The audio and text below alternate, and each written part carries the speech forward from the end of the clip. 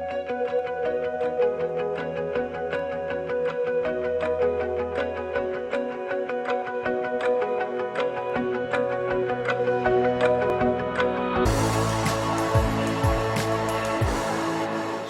video recorded to just describe some of the changes to the PGCE application for 2021-2022.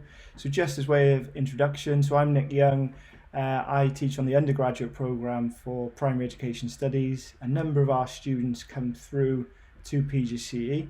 We've also got with us on the far left, we've got Lisa. Good afternoon, my name's Lisa Fenn. I'm the Programme Director for the Primary PGCE programme. At the top, we've got Viv. Hi, Viv. Hi everyone, my name's Viv John and I'm PT Programme Director for PGCE Secondary. And we've also got Anna. Hi everybody, I'm Anna Bryant. I'm the Director of Teacher Education and Professional Learning at Cardiff Met, and which is part of the Cardiff Partnership as well. So before we start, Anna's just going to give us a bit of a flavour of, it's a great time, we were just discussing before, a great time to become a teacher. If you want to maybe talk a little bit about studying at Cardiff Met? Yeah, absolutely. I mean, as you say, it's a really exciting time. You know, it's a key worker status. It's a great time to become a teacher. At the Cardiff Partnership here, the Cardiff Partnership is made up of Cardiff Metropolitan University, and we're also in collaboration with Cardiff University and Oxford University. And we are the largest IT provider across Wales. And equally in the EWC data last year, we were the best ranked in terms of student passing IT and PGCs as well. So we would really, we'd welcome applications from you for PGC and for the BA Primary next year. So speaking to a number of undergraduate students across the school, not just in education, a number of students are aware there's been some changes to applying and the delivery. Could we just discuss for secondary and primary the changes to the application process? You need to go first, Lisa? Okay, so if I just talk a little bit, can I excuse my dog? Barking and gruffing, so if you hear some strange noises, apologies. Our application process has changed, I suppose, slightly, and the main difference being that students at the moment aren't coming onto campus to interview. That's been done remotely. So actually for the actual interview process, interviewing students that way, no problem at all. They do some small activities, and that could be done individually or in groups on Teams. So again, no problem there. And the thing that we're not able to do this time are the various tests. So that's the thing at the moment. There has been a big difference in terms of our interview process.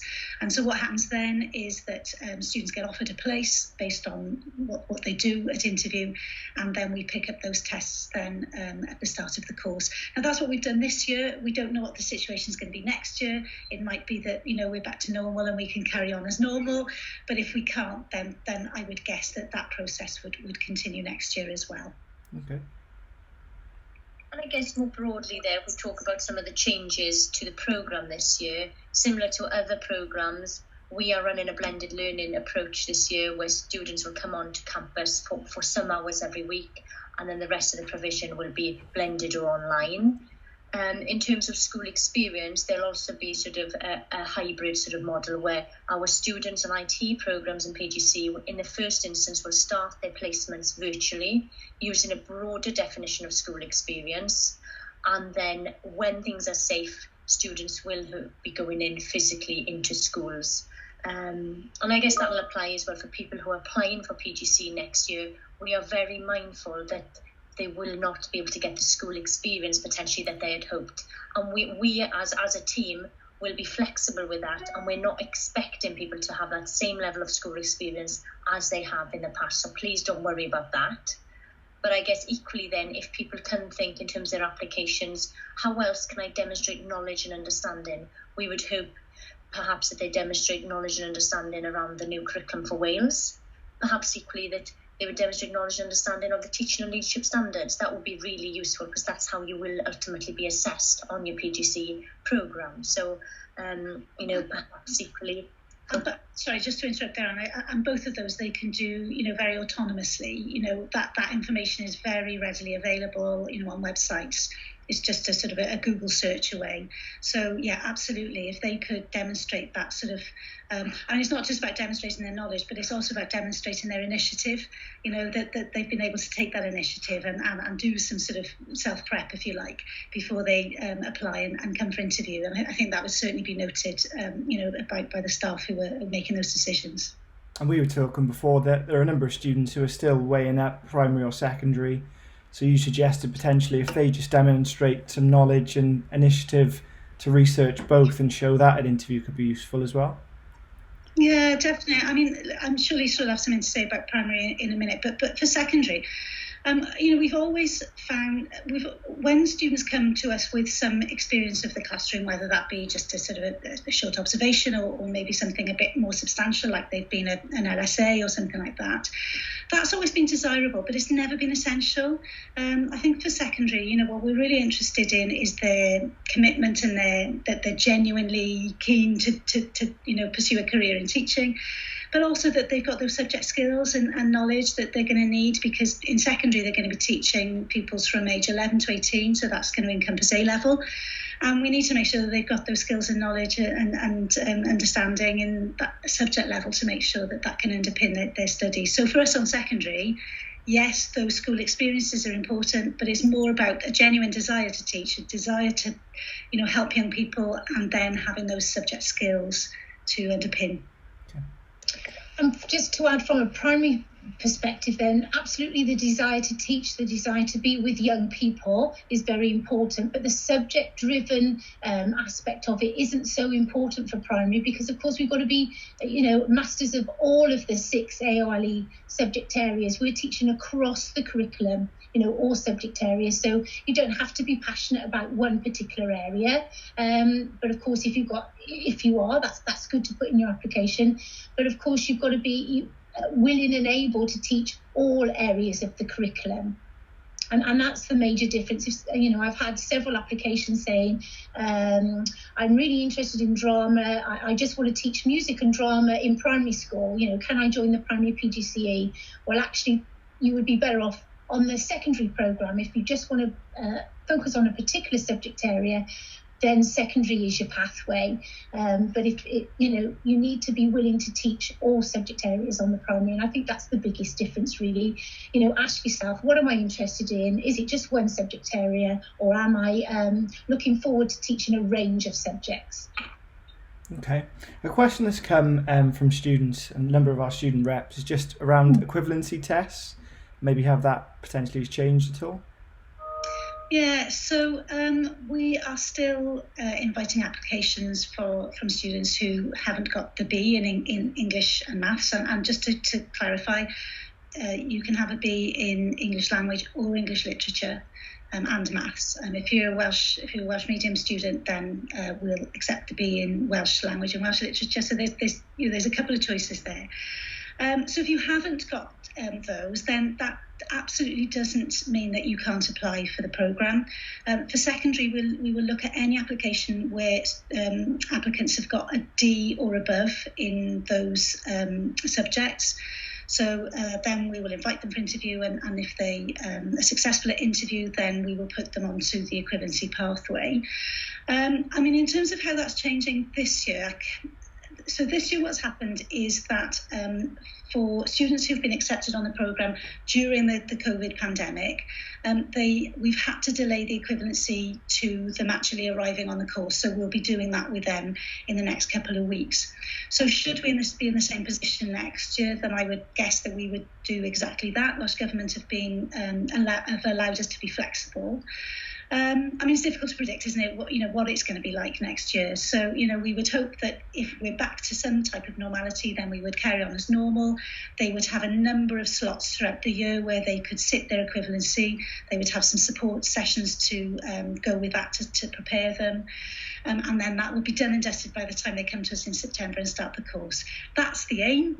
Clearly, if we're still in this situation, then the backup plan is that they do the equivalency on arrival. Okay. Anything else to add? Have I left anything out, ladies? No, No, I think I think for the on primary we ask for a 2-2 as our lowest degree entry. Is it slightly different for secondary? No, it's a 2-2. Yeah. I mean, just to sort of mention a little bit about that, yeah, it is a 2-2, although we are interested in applications that maybe demonstrate a really sort of wide range of experience. So we wouldn't necessarily reject a third pass honours in certain subjects if they were able to demonstrate their knowledge and experience and expertise in other areas. So I don't think in secondary we're quite as cut and dried as primary. There is a little bit more flexibility. So we still say 2-2, but there might be some flexibility for those who have thirds. Equally, then there's a slight difference in one of the subjects where there's a lot of demand. I believe in PE, where we ask for this for a 2-1. So there's a slight difference there, and there's a clear rationale for that as well. Then. But I think all that information is on the website anyway, and if anybody wants to ask any further questions, obviously just get in touch. These are all really, really helpful. I can put your contact details on the bottom of the YouTube page as well. Sorry, Lisa, I cut you off there. Today we've got a remote open day on the 2nd of November, 2 till 4, if you want to tune in then. And there will be subsequent open days as well throughout the year, so that'll be great. This is all really, really helpful. Just to say that just while Lisa mentioned that, I think ours is on the 9th of November. Monday. Oh, yes. But obviously you get... Just going back to that equivalency though, Lisa. Is it in primary? We accept applications for a grade D or above. I don't think it's the same in primary. I think it's a C. So I don't know whether you want to say something about that for primary. Absolutely, yes. It's a grade below. So if you need a B in English literature or language and maths. If you haven't got a B but you've got a C, please still apply, and we'll still consider you. Obviously, as Viv has just pointed out, it's your range of experiences. It's not all about your academic achievements.